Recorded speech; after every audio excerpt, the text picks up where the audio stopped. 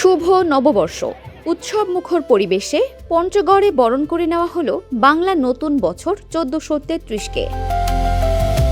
আজ মঙ্গলবার সকালে পঞ্চগড় জেলা প্রশাসনের উদ্যোগে আয়োজিত হয় এক বর্ণাঢ্য বৈশাখী শোভাযাত্রা। জেলা প্রশাসকের কার্যালয় চত্বর থেকে বের হওয়া এই শোভাযাত্রাটি ঢাক ঢোলের তালে শহরের বিভিন্ন প্রধান সড়ক প্রদক্ষিণ করে। বর্ণিল ব্যানার, ফেস্টুন আর লোকজ ঐতিহ্যের নানা অনুষঙ্গ নিয়ে শোভাযাত্রাটি পঞ্চগড় সরকারি অডিটোরিয়াম চত্বরে গিয়ে শেষ হয়।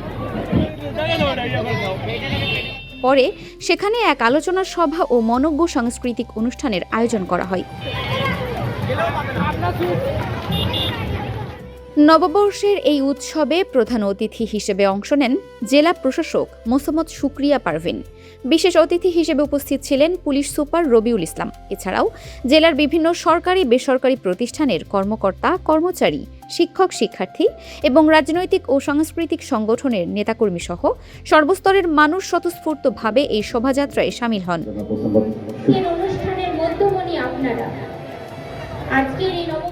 শোভাযাত্রার বিশেষ আকর্ষণ ছিল বৈশাখী সাজে সজ্জিত শিশু কিশোররা। লাল সাদা পোশাকে বাঙালির ঐতিহ্যবাহী সাজে তাদের উপস্থিতি উৎসবের আমেজকে আরও বাড়িয়ে দেয়।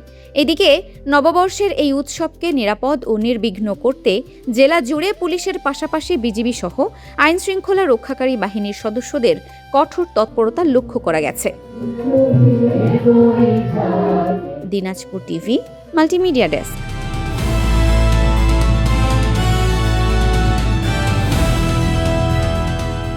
দিনাজপুর টিভি, মানুষের জীবনের কথা বলে।